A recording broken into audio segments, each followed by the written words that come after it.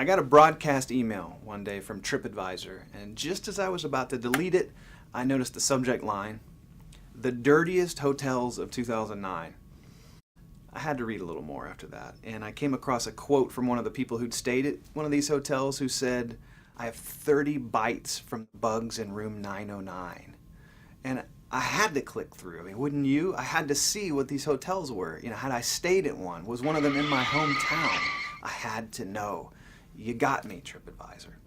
Now, this ad worked so well because it made me curious. And believe it or not, there is a theory about how you can generate curiosity. It comes from a guy named George Lowenstein at Carnegie Mellon University. And Lowenstein says that curiosity comes from the gap between what people know and what they want to know. And he says that if you make people aware that this gap exists, that it causes them a kind of itch.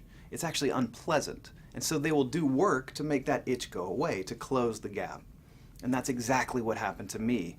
TripAdvisor created a gap in my mind. I had to know what those hotels were, and so I was willing to do some work. I clicked through to find out the answer. There's a book out there that has a great curiosity gap as its title. This book is called Why Do Men Have Nipples?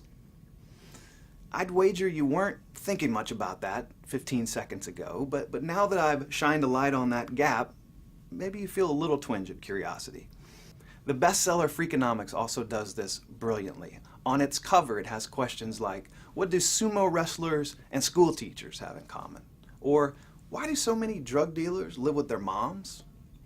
You know, even a little bit of this curiosity gap technique can have results. My brother and I got an email from the budget director of a church in Mountain View, California. And he was frustrated by the fact that when he'd have budget meetings, not many people would attend. So he put some curiosity gaps in the church bulletin and asked questions like this one. How much do you think the church spends annually to host coffee hour after services every week? And he promised that he would answer these questions at the next meeting.